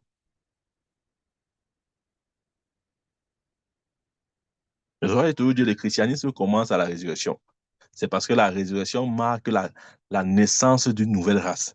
Et cette race-là, et celui qui se trouve à la tête de cette race, c'est Jésus-Christ ressuscité. Amen. Et vous savez ce qui s'est passé? Lorsque Jésus est ressuscité des morts, je vais vous dire. Dans Hébreux 1, verset 5, il dit, car auquel des anges Dieu a-t-il jamais dit, tu es mon fils, je t'ai engendré aujourd'hui. Amen. Lorsque Jésus-Christ est ressuscité, cette parole a été proclamée. Tu es mon fils, je t'ai engendré aujourd'hui. Ça, c'était une confirmation parce que Dieu avait déjà annoncé cette prophétie dans Somme 2, verset 7. Mais ça s'est pleinement accompli à la résurrection de Christ. Tu es mon fils, je t'ai engendré aujourd'hui. Qu'est-ce que ça veut dire? Ça veut dire que c'est à la résurrection que Christ est né de nouveau. Dieu l'a engendré comme il nous engendre en Christ Jésus. Parce que son esprit étant mort, il est descendu en enfer comme un pécheur. Il fallait que Dieu... Regardez, je vais vous dire, la nouvelle naissance, c'est quoi? Je veux dire ça simplement. La nouvelle naissance, c'est l'acte par lequel Dieu ramène à la vie un esprit mort. C'est tout. Et dans ce sens, l'esprit de Jésus a plongé dans la mort. Ayant connu la mort, ça c'est beaucoup plus que la mort physique. Je parle même de la mort spirituelle. La séparation. Comment je sais que son esprit est mort? Il a dit à la croix, mon père, pourquoi m'as-tu abandonné? Il parlait de quoi? C'était la séparation de l'esprit. Son esprit a été séparé de son père. C'est à ce moment que l'esprit de Jésus a plongé dans la mort. C'est à ce moment que Jésus est devenu péché. Il a dit, lui qui n'a point commis de péché, il a fait devenir péché. Amen. C'est à ce moment que c'est beaucoup plus que être pécheur. Jésus n'est pas simplement, il n'a pas seulement pris la place du pécheur, il est devenu péché. Ça veut dire il a eu une nature, la nature de Satan lui-même. Amen. Faisant de lui un pécheur, deux péchés. À cause de ces deux choses, il ne pouvait que finir en enfer. Enfin, il ne pouvait qu'aller en enfer. Mais Dieu merci, le plan de Dieu, c'était justement le plan de substitution. Il allait pour le péché afin que le pécheur soit libre. Amen. Et Dieu merci, nous sommes libres. Donc, celui qui croit en la mort, il est libre du péché. Mais celui qui croit à la résurrection a part à la vie. Amen. Et Dieu donne une promesse, beaucoup plus qu'une promesse, c'est un fait, je dirais même, pour ceux qui sont en Christ Jésus. Dans Romains chapitre 8, verset 1, il dit, il n'y a donc maintenant aucune condamnation pour ceux qui sont en Jésus-Christ. Waouh! Il n'y a donc maintenant aucune condamnation pour ceux qui sont en Jésus-Christ. Bien-aimé, il n'y a pas de condamnation pour toi. refuse de penser que Satan peut mettre une condamnation dans ta vie. Il ne peut pas, parce qu'il n'y a pas de condamnation pour celui qui est en Christ. Tu vois, tu dois te voir en Christ. Puisqu'on a dit qu'il n'y a pas de condamnation pour ceux qui sont en Christ. Ah, rappelons-nous du mystère. Christ en moi et moi en Christ. Bien aimé, si tu te vois en Christ, ce verset-ci est vrai pour toi. Il n'y a pas de condamnation pour ceux qui sont en Christ, pour ceux qui se voient dans cette lumière-là. C'est pas seulement pour c'est pas seulement pour celui qui a confessé Jésus, non. Pour celui qui se voit dans cette lumière-là, qui se voit établi dans cet héritage, qui se voit assis sur le trône de Dieu, il n'est pas possible qu'il y ait une condamnation pour une telle personne. Jamais, ça n'existe pas. Ça n'existe pas. Il n'y a pas de jugement possible. Personne ne peut juger une telle personne. Comment? Comment tu peux juger celui qui est assis sur le trône de Dieu? Tu prends ton jugement de qui? Tu prends ton autorité d'où et de qui? Amen. Dans Romains 3, voyons notre Bible, Romains 3, verset 23.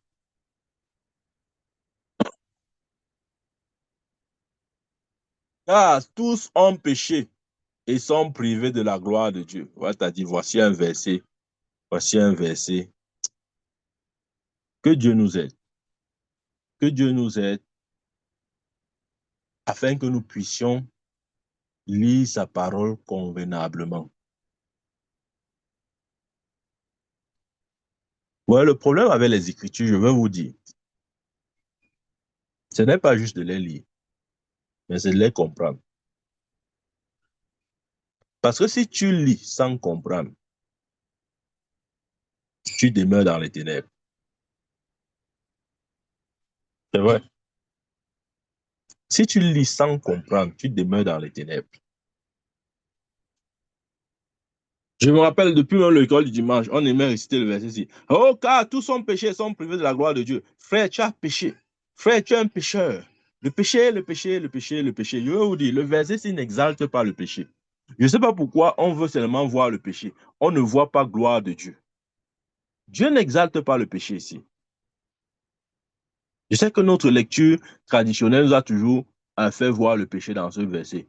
Tu vois, le péché, tu vois. La Bible dit que quoi? Que tous ont péché. Voilà, mais mon prophète, voilà ça qui est écrit, non? Tous ont péché. Je n'ai pas dit que ça n'est pas écrit ainsi. Mais pourquoi ton œil voit seulement péché? Tu ne vois pas gloire de Dieu. Tu commences à comprendre. Ce que je veux dire, c'est que ce verset, si nous le lisons, vraiment, on a un peu fait l'école. Hein. Même, même, même si on n'est pas allé loin, on est allé au moins au coup moins deux. Et, et, et, et, et, et, et l'école du coup moins deux nous permet de savoir que nous ne pouvons pas comprendre une phrase si nous le retirons ou si nous la retirons euh, de son contexte. Et au coup moins deux, on nous fait savoir que une phrase ne peut pas commencer par car tous ont péché et sont privés de la gloire de Dieu. Et il n'y a même pas le point là-bas. Il y a point virgule. Amen. Donc, quelque chose a été dit en amont pour qu'on arrive à tout son péché, car tout son péché sont privés de la gloire de Dieu. Qu'est-ce qui a été dit? Pourquoi est-ce que ce verset est dit? Qu'est-ce qui a été dit avant ce verset? Amen.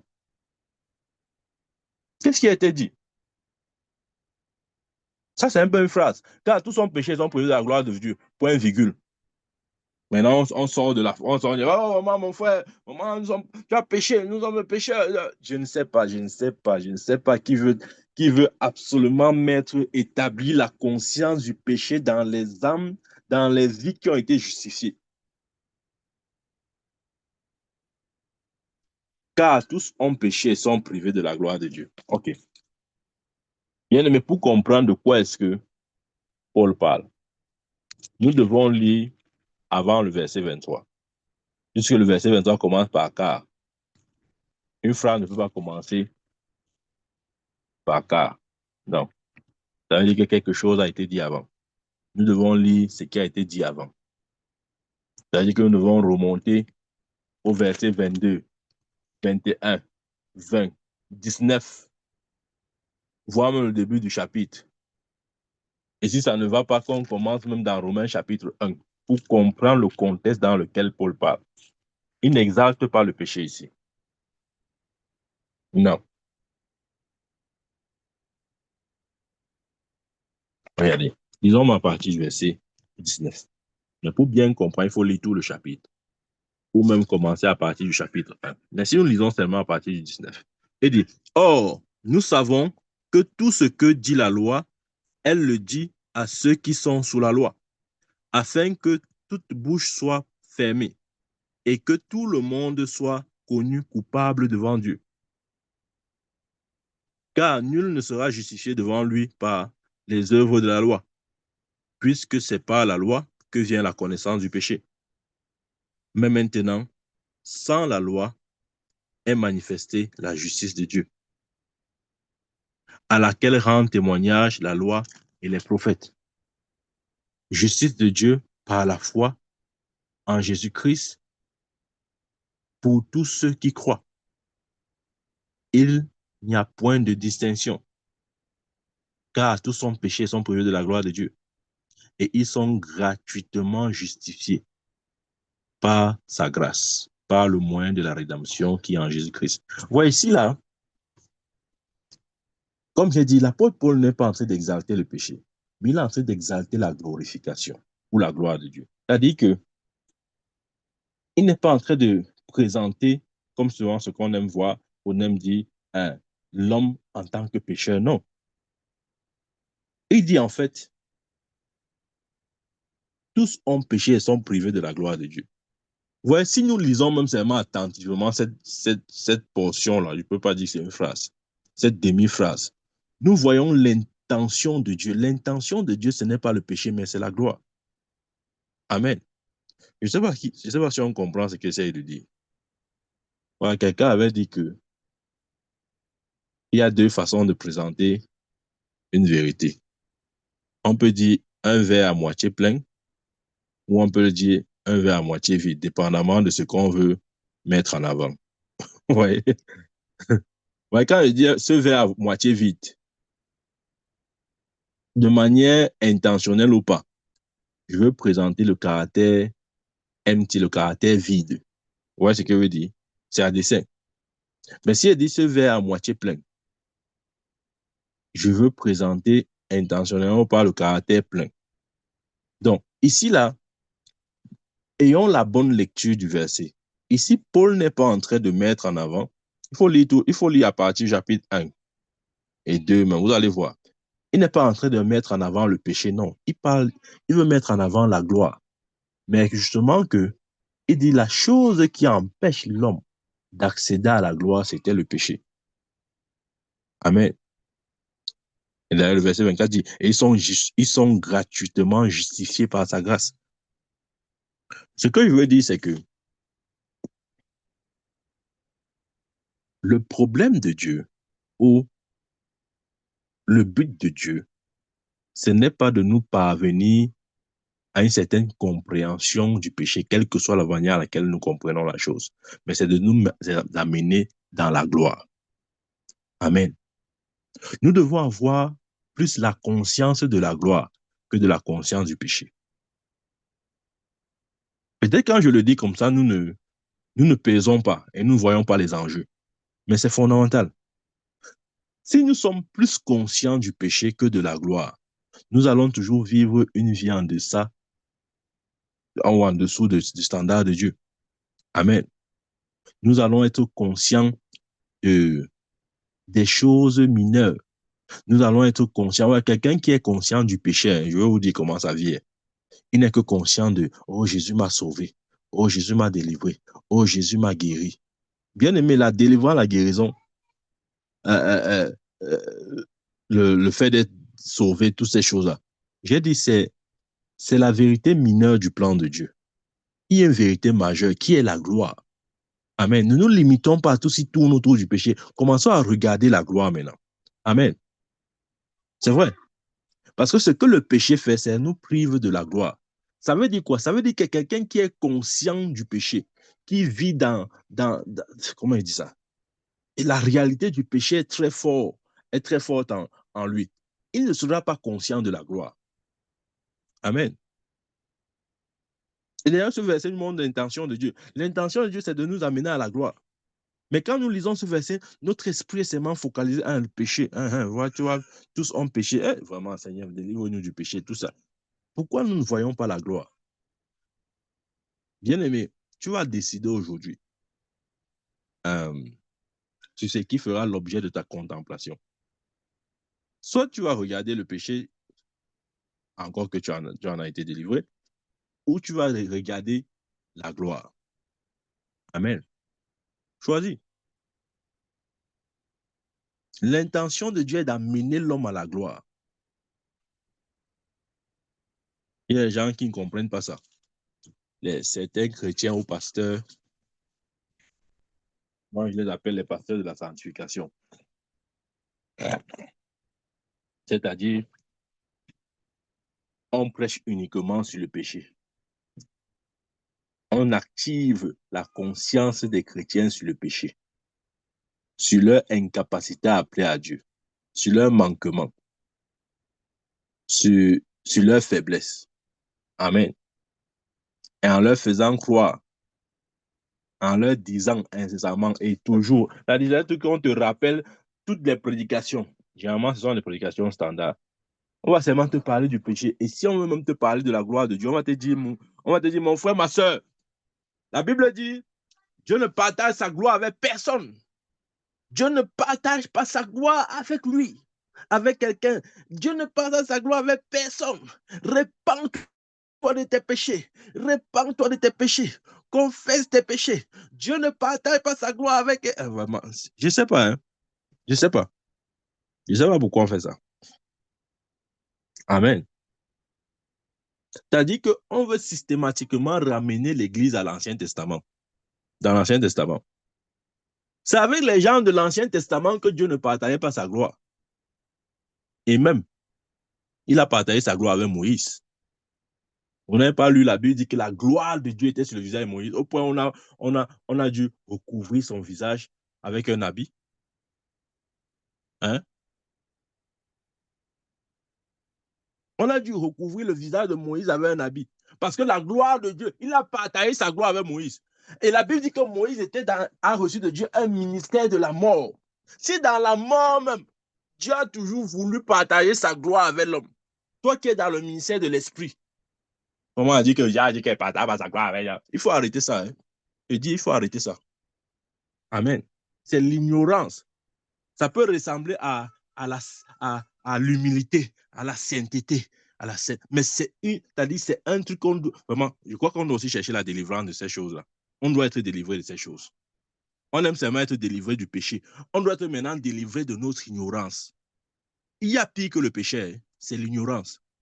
Oh, je vais vous dire la vérité, il y a pire que le péché, c'est l'ignorance. La Bible n'a pas dit que mon peuple périt à cause du péché. Il dit qu'il périt à cause de l'ignorance. Donc même Dieu fait la différence entre le péché et l'ignorance. Mais les prédicateurs de la sanctification ne comprennent même pas ça. Et il y a la différence entre le péché et l'ignorance. L'ignorance est encore pire que le péché. Amen. Parce que quand tu es ignorant, tu ne sauras même pas que pour tes péchés-là, tous ont été pardonnés. Tu vas toujours chercher à demander à Dieu de faire quelque chose qu'il a déjà fait. Pourquoi? Parce que tu es ignorant. Ne sont même plus à cause de tes péchés que tu payes, c'est à cause de ton ignorance. Amen. On est vraiment, Dieu ne partage sa gloire avec personne. Et tu vois à l'église, une sœur se lève. Hein? Excusez-moi, mais c'est beaucoup plus les sœurs qui aiment faire ça. Une sœur se lève, elle donne la prophétie. Ainsi parle l'Éternel, l'Éternel des armées. C'est moi votre Dieu. Je marche au milieu de vous. Vous êtes mes enfants. Je vous aime. Mais j'aimerais que vous sachiez que je ne partage ma gloire avec personne. Ma gloire, c'est pour moi seul. Quand une prophétie sort comme ça, là, prends le bâton. Ton prophète t'ordonne. Prends le bâton, tu tapes sur la tête de celui qui prophétise là. Tu lui demandes de se taire très vite. Amen. Regardez ce que Jésus dit. Dans Jean chapitre 17. Jean chapitre 17. C'est parce qu'on ne lit pas la Bible, hein. C'est pour ça qu'on se laisse piéger par des petits trucs comme ça, là. Des trucs de rien du tout, vraiment. C'est-à-dire que, et c'est ça, quand tu es ignorant, tu vas payer pour ton ignorance. Jean 17, verset 22. Nous sommes ensemble. Allez, je lis. Je leur ai donné la gloire que tu m'as donnée, afin qu'ils soient un comme nous sommes un. C'est Jésus qui dit. Je leur ai donné la gloire que tu m'as donnée. Ça, c'est la prière sacerdotale. Je leur ai donné la gloire que tu m'as donnée. Je leur ai donné la gloire que tu m'as donnée. Donc le Père a donné la gloire au Fils et le Fils a donné la gloire à l'Église. Je leur ai donné la gloire que tu m'as donnée. Toi, tu viens maintenant dire que Dieu ne partage sa gloire avec personne. Dieu ne partage sa gloire avec personne. Il faut arrêter ça. Hein. Je leur ai donné la gloire que tu m'as donnée. Non, Seigneur, Seigneur, je sais que tu ne partages pas ta gloire avec les gens. Vraiment, Seigneur, je te demande pardon.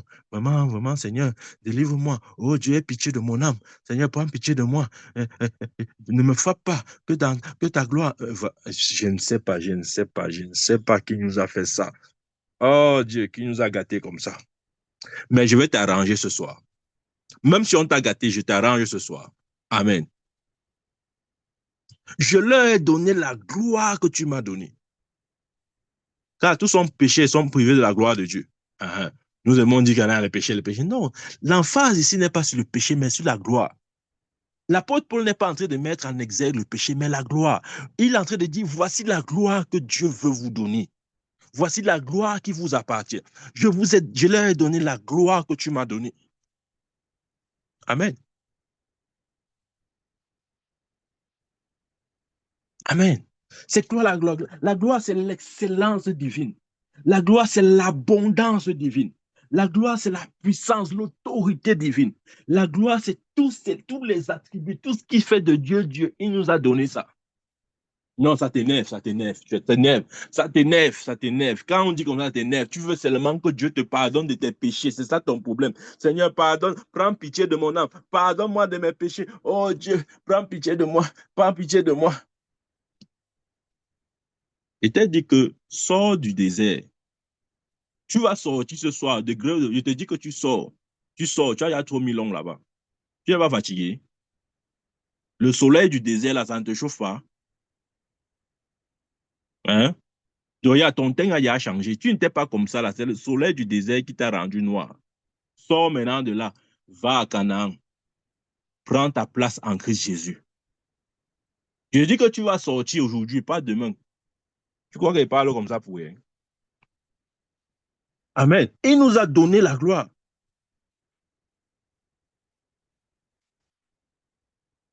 Moi, je ne sais pas. Hein. Je ne sais pas. À dire que c'est là où on comprend lorsque Jacques dit qu'il n'y a pas parmi vous un grand nombre d'enseignants. Je ne sais pas s'il y a des gens qui seront sévèrement jugés plus que les enseignants. Parce que tu vois, tes pensées dépendent des informations que tu as. Et ces informations dépendent de où est-ce que tu les as prises. Amen. C'est comme ça fonctionne, bien aimé. Rappelons-nous, Satan est venu donner certaines informations à Ève.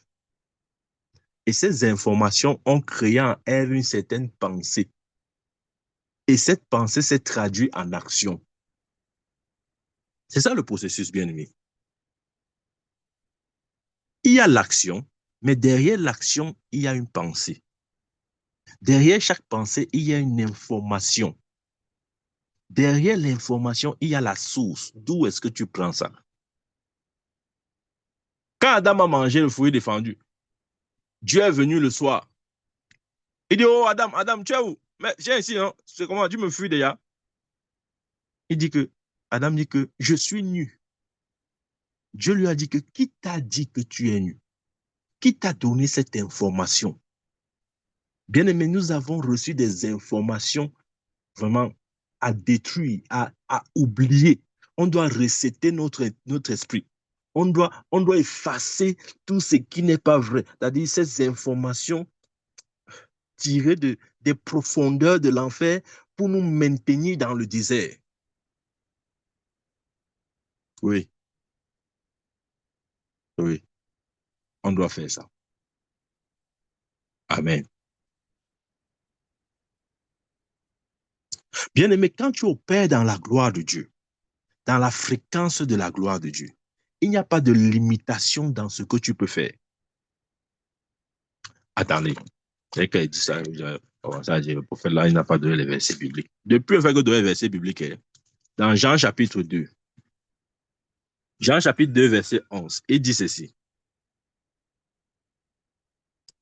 Tel fut à Cana, en Galilée, le premier miracle que que fit Jésus. Il manifesta sa gloire et ses disciples crurent en lui. De quel miracle il s'agit? Nous connaissons ce premier miracle public, parce que je préfère appeler ça comme ça. Ce n'était pas le premier miracle de Jésus. Comment je le sais? Marie avait dit, faites tout ce qu'il vous dit. Ça veut dire que Marie avait une expérience avec Jésus. Il savait que ce gars est capable de tout faire et que le secret, c'est de faire simplement ce qu'il te dit. Amen. Elle avait cette expérience. Les gens croient que c'est ce jour-là que Jésus a fait son premier miracle. C'est faux. Ça, c'est son premier miracle public. Mais à la maison, à la maison, il avait l'habitude de faire des miracles, bien aimés. Il en faisait. Je vous dis la vérité. D'ailleurs, la Bible dit que s'il fallait écrire tous les miracles, les œuvres de Jésus, aucun livre ne pourrait les contenir. On n'a jamais lu ça dans le livre de Jean. Jean chapitre 22 là-bas. Il dit ça. Que s'il fallait écrire, s'il fallait recorder, s'il fallait enregistrer ce que Jésus a fait, les livres ne pourront pas contenir ses œuvres. Amen. Donc, n'oublions pas que Jésus a grandi avec Marie. Il est né dans la maison de Marie. Il avait certainement accompli des miracles. Et Marie avait compris par expérience que le secret du gars, c'est de faire ce qu'il dit. Amen. Et ce jour-là, le vin manquait. Il a dit, remplissez d'eau des vases et apportez-les à l'ordonnateur du repas. Je vous ai dit, l'eau là, c'était l'eau issue du lavage des pieds et des mains. Parce qu'en Israël, c'était une coutume. On n'entrait pas dans une maison sans laver les pieds et les mains à l'extérieur. Donc, c'est cette eau-là. Bien aimé, je vais te dire, quand tu as compris que tu es la gloire de Dieu, de, de la boue, tu peux sortir du bon vin. De la saleté, le meilleur peut sortir. Amen. Il a manifesté sa gloire. Il n'était pas limité. Bien aimé, quand tu opères dans la gloire de Dieu, il n'y a plus de limitation pour toi. Il n'y a plus de limitation pour toi. Ce que les gens ne veulent pas, Dieu utilise. Oh, attendez, je vais vous dire. Joseph était persona non grata pour ses frères. Amen. Mais parce qu'il portait la gloire de Dieu en lui, dans sa vie. Bien aimé, là où on l'a rejeté, Dieu l'a propulsé là où ses frères ne pouvaient. Comment dire ça? Dieu l'a propulsé dans sa terre de gloire. Dieu l'a propulsé sur le trône parce qu'il avait la gloire. Ici, Jésus dit à ses disciples, dit du moins à ceux qui étaient là, ramassez cette eau-là, cette eau sale. C'est de là que je vais manifester ma gloire. Vous voyez, quand tu es conscient que tu es la gloire de Dieu, tu peux sortir de quelque chose qui est méprisé, méprisable. De quelque chose de méprisé, méprisable peut sortir quelque chose de glorieux. Amen. Regardez, Dieu avait dit à Moïse, qu'est-ce que tu as dans ta main? Il a dit, j'ai un bâton. Bien aimé, quand la gloire te suit, quand tu es l'incarnation, la représentation de la gloire, tu peux tout changer. Amen.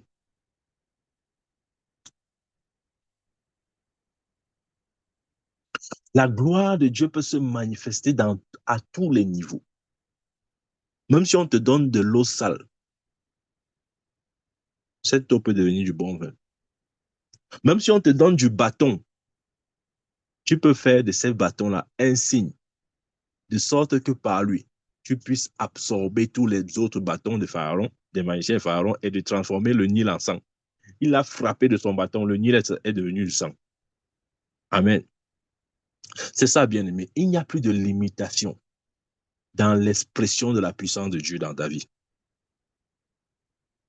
Quand on te jette dans le fossé, dans le trou, tu finis sur le trône. Amen.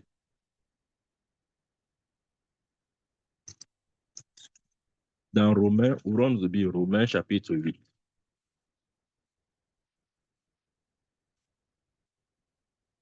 Romains 8, je lis versets 29 et 30. Il dit,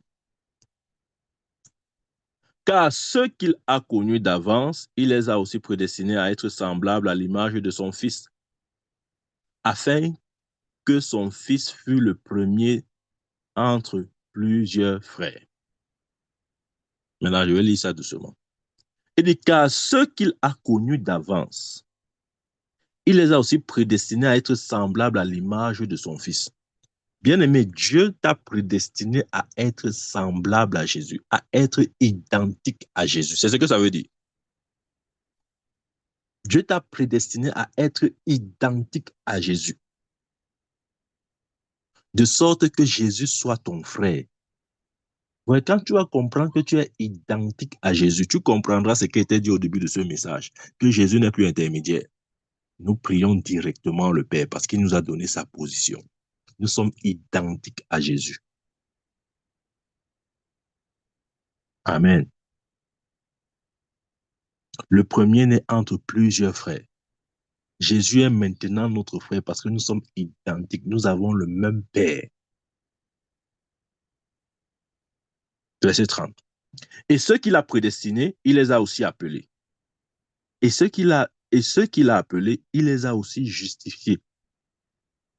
Ouf, ça dit que j'aime le mot justifié dans la Bible. La justification, je crois que au lieu de prêcher sur le péché, nous devons commencer à prêcher sur la justification. Ça, c'est la clé du christianisme, le mot justification. Amen. Nous aimons le mot pardon, mais nous ne sommes pas ouverts au mot justification. Les chrétiens aiment le mot pardon. Hey Seigneur, pardonne-moi mes péchés. Oh Seigneur, je viens te confesser mes péchés. Oh Seigneur, tu connais que je suis un pécheur. Pardonne-moi mes péchés. Oh Seigneur, pardonne, pardonne, pardonne, pardonne. Au nom de Jésus, le sang de Jésus, le sang de Jésus. Pardonne-moi mes péchés. Bien-aimés, maintenant, nous devons être ouverts. Nous devons comprendre ce que c'est que la justification. Il n'y a pas de liberté dans le pardon. Je répète, il n'y a pas de liberté dans le pardon. La liberté est dans la justification. Je l'ai dit et j'espère que tu as compris. Il n'y a pas de liberté dans le pardon. La liberté est dans la justification.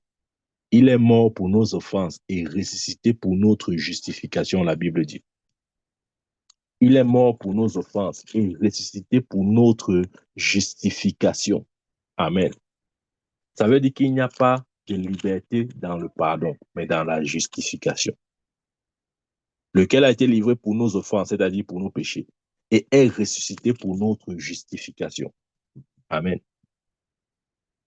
Ouais, c'est important pour nous de comprendre ces fondamentaux-là. Il dit verset 30.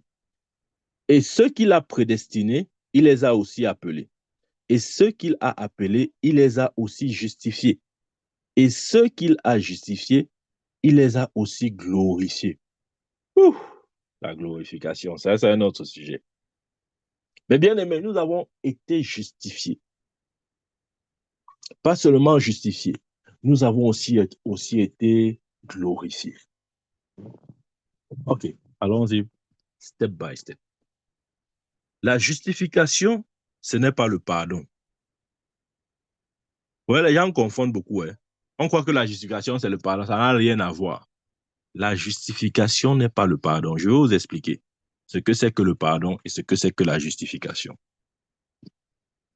Je commence par le pardon. Le pardon, je vais vous donner un peu un scénario. C'est-à-dire, c'est lorsque, devant Dieu, tu es tenu pour coupable, tu es coupable, ok? Mais Dieu ne t'impute pas le châtiment de ta faute. Dieu ne t'impute pas la conséquence. Dieu ne te sanctionne pas pour cela. Mais tu es coupable. Amen. Ça, c'est le pardon. J'espère qu'on comprend ce que je suis en train de dire. Le pardon, tu restes coupable. Mais sauf que Dieu ne te punit pas pour ta faute. mais tu es coupable. C'est-à-dire, il y a toujours, c'est-à-dire que quand devant ton nom là, on écrit la mention coupable, mais Dieu ne te punit pas, ne te sanctionne pas, mais tu es coupable. Amen. Ça, c'est le pardon. Voilà pourquoi en Christ Jésus, nous avons plus que le pardon de nos péchés. Je ne sais pas pourquoi on aime seulement le pardon. C'est-à-dire qu'on veut être... Je vais te dire, quand tu t'accroches sur le pardon, c'est ce que ça signifie. Peut-être nous utilisons les mots, mais nous ne savons pas en réalité leur signification. Dans le pardon, le châtiment est ôté, mais la culpabilité est attachée à toi. C'est-à-dire que quand Dieu te voit, il te voit coupable, mais il ne te sanctionne pas. C'est ça le pardon. La justification, c'est autre chose. La justification, ça veut dire que tu es déclaré non coupable. Ça, c'est déjà la première chose. Et d'ailleurs, ça a une implication forte parce que si tu es non coupable, est-ce qu'on peut encore t'imposer un châtiment ou une punition quelconque? Non. Ouais. Et c'est ce que Dieu nous a donné par la résurrection. Il est mort pour nos offenses, pour nos péchés, mais il est ressuscité pour notre justification. Il n'est pas ressuscité pour le pardon. Non. Il est ressuscité pour la justification. Pour que devant Dieu, pour que Dieu nous déclare non coupables. En d'autres termes, que nous soyons déclarés justes devant Dieu.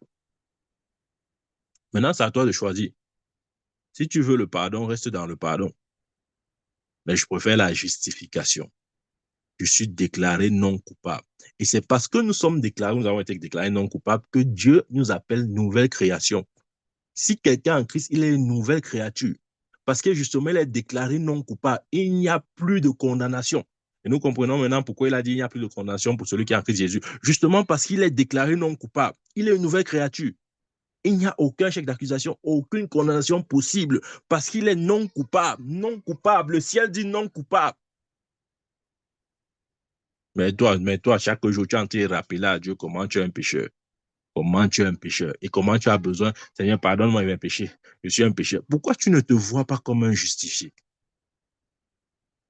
Regarde, je vais te dire, si tu continues de méditer sur ces vérités-ci, tu vas voir que même dans ta vie courante, de moins en moins tu commettras de péché jusqu'à ce que tu parviendras au niveau où tu vis sans péché. Maintenant, on dit, est-ce que c'est possible? Est-ce que c'est possible en péché, mon chrétien, mon prophète? Pourquoi tu dis qu'on peut vivre sans péché, n'est-ce pas? N'est pas la chair faible, n'est-ce pas la chair faible, n'est pas la chair. Il faut arrêter ça, il faut arrêter ça. Amen. Nous pouvons et nous devons vivre sans commettre de péché. C'est possible. Et c'est même ça le christianisme. Les gens croient que le christianisme, c'est seulement chaque fois venir demander pardon à Dieu. Seigneur, pardonne-moi, Seigneur, pardonne-moi, pardonne-moi. Depuis 20 ans, tu fais les mêmes prières. Alors qu'il est possible de vivre sans commettre de péché. C'est possible.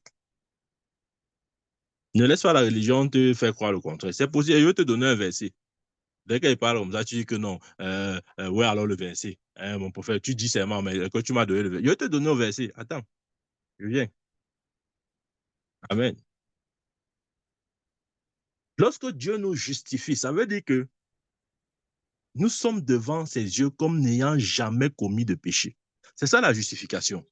C'est-à-dire que quand tu es justifié, Dieu te regarde, il ne voit aucune trace du péché en toi. Il cherche, mais il n'y a pas. Il n'y a pas. C'est ça la justification, bien aimé. Il nous voit propres, clean, exactement comme il voit Jésus. C'est d'ailleurs pour ça qu'il nous appelle les frères. Il dit que nous sommes frères. Parce que Jésus ne peut pas être le frère d'un pécheur. Mais je ne sais pas pourquoi tu mélanges, tu as dit ton christianisme est touffu comme ça là. Jésus ne peut pas être le frère d'un pécheur. Donc arrête de t'appeler pécheur. Tu n'es pas. Si tu me dis que tu es pécheur, je te dis aussi que tu n'es pas le frère de Jésus. Parce que Jésus n'est pas le frère des pécheurs. Amen.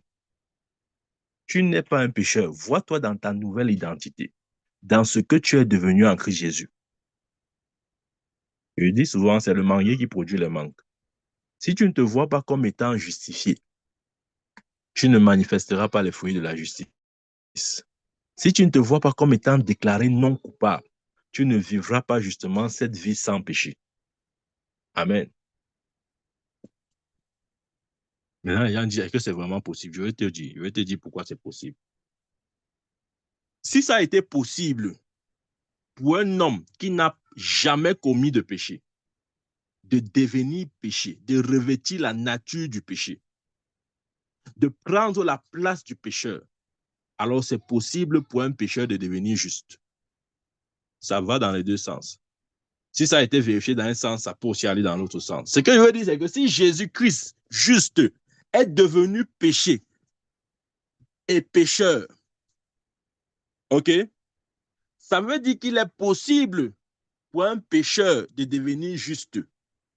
Et c'est ce que la Bible dit. Lui qui n'a point commis de péché, il a fait devenir péché, afin que nous soyons en lui justice de Dieu. Ça va dans les deux sens. Si nous acceptons que Jésus-Christ est devenu péché, acceptons aussi que nous sommes devenus des justes. Nous ne pouvons pas prendre la moitié, la partie de la vérité. C'est ça notre problème, c'est que nous choisissons les choses, c'est-à-dire nous choisissons nos vérités. Tu choisis ce que tu veux croire. Quand quelque chose est un peu trop dur pour toi à accepter, tu mets ça de côté. Ça t'énerve. Tu n'es plus sur ça. Non, bien-aimé. S'il est vrai que Jésus est devenu péché, acceptons donc que le pécheur, en acceptant Jésus, devient justice. C'est ce que la Bible dit d'ailleurs. Amen. Nous sommes devenus une nouvelle créature. Je vous dis la vérité. Je prie Dieu vraiment pour que nous comprenions cette vérité que je m'apprête à dire.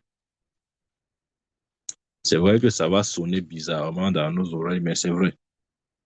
Est-ce que vous savez que euh,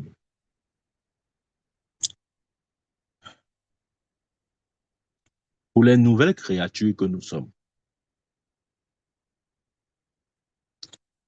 en fait, il n'y a plus ou il ne devrait plus avoir de pardon de péché pour nous.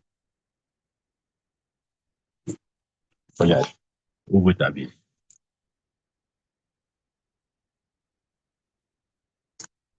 Dans 1 Jean, chapitre 3, verset 9.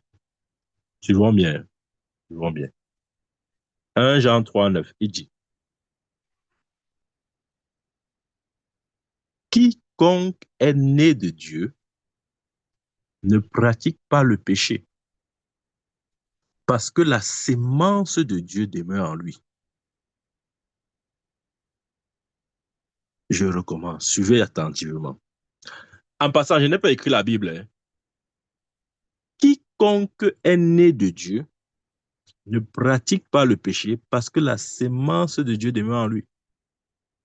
Regardez la fin du verset. Et il ne peut pécher parce qu'il est né de Dieu. Hey! Voilà, j'ai trouvé le verset. Voilà donc le verset.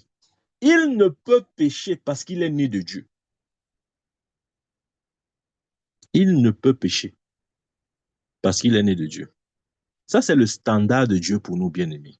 Ça veut dire qu'il est possible que nous vivions une vie sans péché parce que nous sommes nés de lui, parce que nous avons sa sémence. Il a dit que non, on va vous pécher. On va pécher. Mon prophète, tu ne connais pas. Il y a différents types de péchés. Il y a le péché par action, par omission, par quoi. Arrêtez ça. Il dit ici, là, celui qui est né de Dieu, il ne peut pécher parce qu'il est né de Dieu. Parce qu'il a la sémence de Dieu en lui. Est-ce que tu réalises que la sémence de Dieu en toi? Amen. Et de quiconque est né de Dieu ne pratique pas le péché parce que la sémence de Dieu demeure en lui. Si tu as les yeux sur la sémence de Dieu qui est en toi, si tu contemples cette sémence qui est sa parole, nous sommes nés de la parole. Amen. Nous avons été engendrés non pas par une sémence corruptible, non pas par une sémence corruptible, mais par une sémence incorruptible qui est la parole de Dieu. Si nous fixons nos regards sur cette sémence, sur la parole, nous n'allons pas pécher. Bien aimé, je vais te dire, tu peux vivre une vie sans péché. C'est-à-dire que tu peux atteindre le niveau où, à la fin de la journée, quand tu te couches, ton esprit ne t'accuse de rien parce que tu n'as commis aucun péché, que ce soit en parole, en pensée, en tout ce qu'on aime souvent dire là. Amen. C'est ce qu'il dit ici. Parce que les chrétiens font comme si vraiment la vie chrétienne, c'est une vie où bon, on va tout pécher, on va faire comment? Même Jésus a dit, l'esprit est disposé, mais la chair est faible. On va faire comment, mon prophète? Péchons, il n'y a pas de problème. En tout cas, même si on pêche, la Bible dit qu'il y en a notre avocat auprès de Dieu, n'est pas, il va intercéder. Voilà les choses qui m'énervent. C'est-à-dire que on aime, c'est-à-dire que je ne sais pas comment je vais expliquer ça. On aime rester à la maternelle. Oui, on aime ça. On aime rester à la maternelle. On n'aime pas grandir. On veut, c'est-à-dire que on veut. Hey, sors de la maternelle. Je te dis la vérité. Pourquoi tu ne peux pas, pourquoi le verset si t'énerve? Pourquoi le verset si t'énerve? Il dit, quiconque est né de Dieu ne pratique pas le péché, parce que la sémence de Dieu demeure en lui. Et la fin du verset dit, et il ne peut pécher parce qu'il est né de Dieu. Il ne peut pécher. Il ne peut pas. Bien-aimé, arrive au niveau où tu ne peux pas pécher, où tu ne peux plus pécher. Amen. Il t'est montré. Il t'est montré que c'est possible de vivre sans péché. Donc ne reste pas là, Satan te dit que non, comment tu peux vivre sans péché? Non, tu dois pécher. Tu dois pécher, il faut pécher. Après, on aime plutôt citer verset. Après, Satan va te dire, hein, la Bible ne dit-elle pas que si nous péchons, si nous confessons nos péchés, il est fidèle et juste pour nous pardonner et nous purifier de toute iniquité. Hein, hein, il faut au moins que le verset s'accomplisse. Hein. Pêche, là, tu vas demander pardon et puis il va te purifier. Laisse ce que le prophète l'a dit. Il raconte quoi? Lui-même, il croit à ce qu'il dit là. Je crois à ce qu'il dit. Je peux vivre une vie sans péché, bien-aimé. Je dois vivre une vie sans péché, où chaque jour ma conscience ne me reproche de rien. Que ce soit en parole, en pensée, je suis propre. Je n'ai rien fait de mal. Parce que la sémence de Dieu en moi. Mais on n'aime pas les versets là. On aime seulement un verset qui dit que la Bible dit dans 1 Jean chapitre 1, verset 9. Si nous confessons nos péchés, il est fidèle et juste pour nous pardonner. Depuis des années que tu vis sur ce verset. Fatigue-toi aussi, non? Fatigue-toi. Amen. Après, on dit, hein, la Bible dit que hein, on a notre avocat. Mais lorsqu'on parle d'avocat, j'ai expliqué ce verset. Le verset suivant, le chapitre suivant de 1 Jean chapitre 2, verset 1, il dit, mes petits enfants, je vous écris ces choses afin que vous ne péchiez point. Uh-huh. Et si quelqu'un a péché, ouais, et si quelqu'un a péché, et si quelqu'un a péché, donc ce n'est pas une obligation. Il écrit ça aux petits enfants, à ceux qui sont encore aux bébés dans la foi. Et l'intention n'est pas de leur dire, OK, péché, il n'y a pas de problème. Vous allez confesser vos péchés, Dieu va vous pardonner. Non. L'intention est de les amener à un point où ils ne pêchent pas. Il dit, petit enfant, je vous écris ces choses afin que vous ne péchez point. Donc, ça veut dire que c'est possible de vivre sans péché. Voici encore un deuxième verset qu'il te donne. Et il a donné deux versets. Et la Bible dit qu'une vérité est reconnue pour vrai sur la déposition de deux ou de trois témoins. Donc, quand il te donne deux versets du Nouveau Testament, sache que c'est vrai. Tu n'as pas besoin d'un troisième verset. Les deux versets s'y établissent la vérité selon laquelle tu peux vivre, je peux vivre sans péché. Amen. Il dit, mes petits enfants, je vous écris ces choses afin que vous ne péchez point. Et si quelqu'un a péché, et si quelqu'un a péché, ouais, regardez la construction de la phrase. Et si quelqu'un a péché, et si quelqu'un a péché. Autrement dit, péché n'est pas une règle, n'est pas une formule. Ça doit être une exception. Et ça doit être une exception réservée aux petits enfants dans la foi. Aux petits enfants.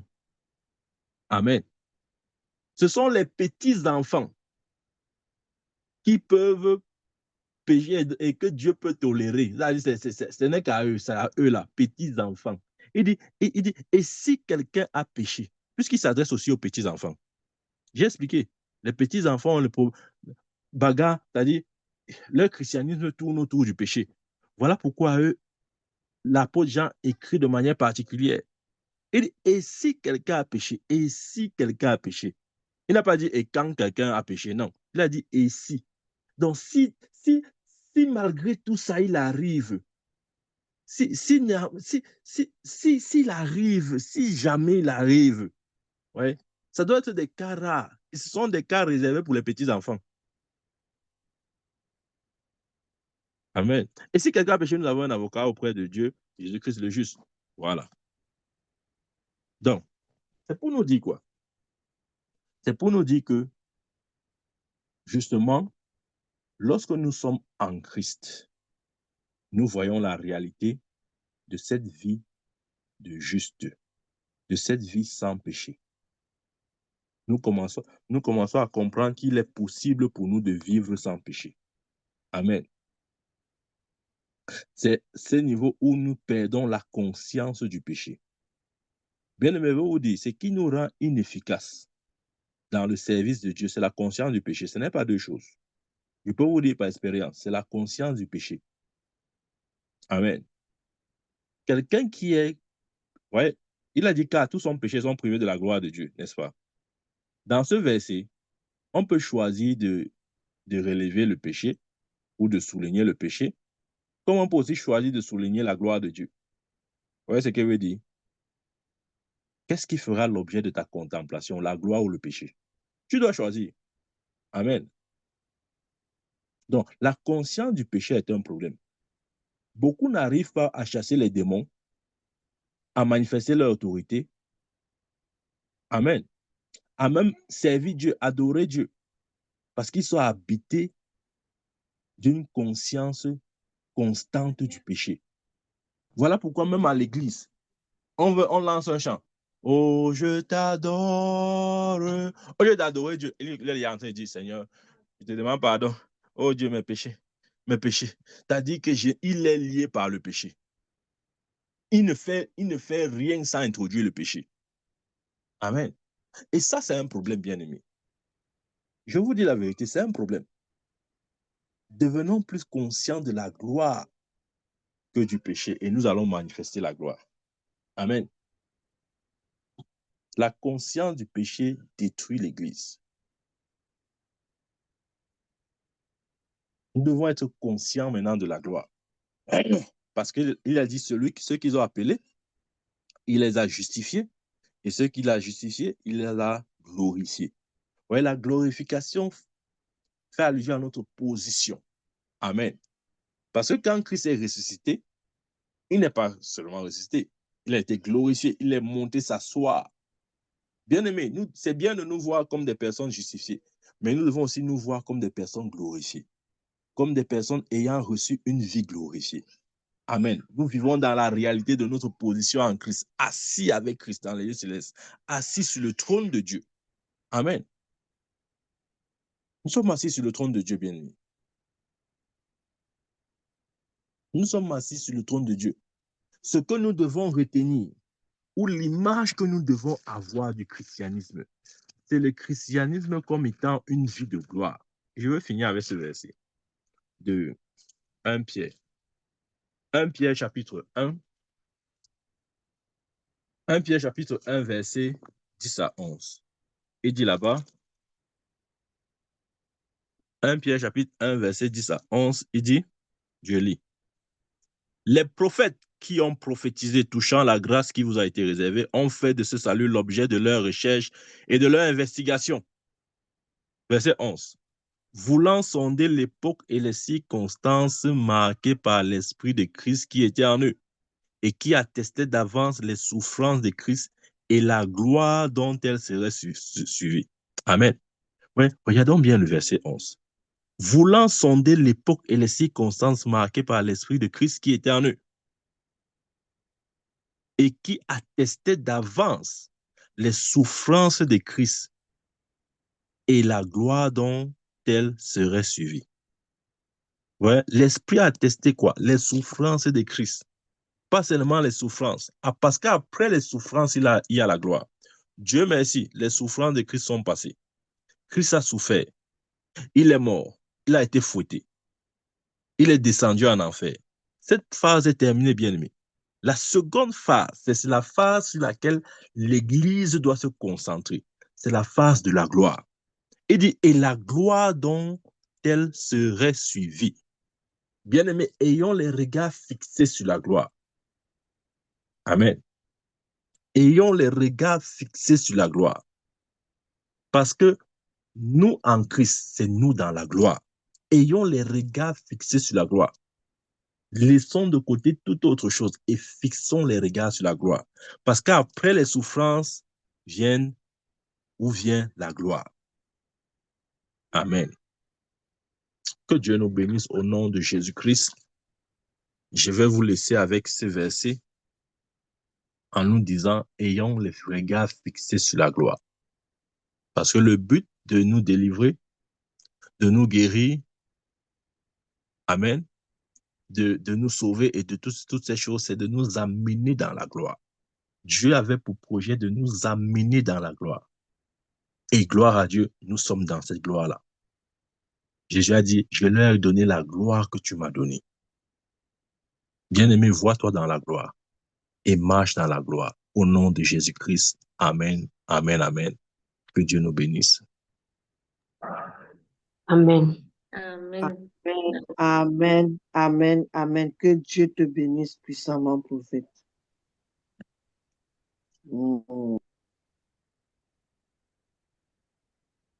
Amen. Y a-t-il des questions?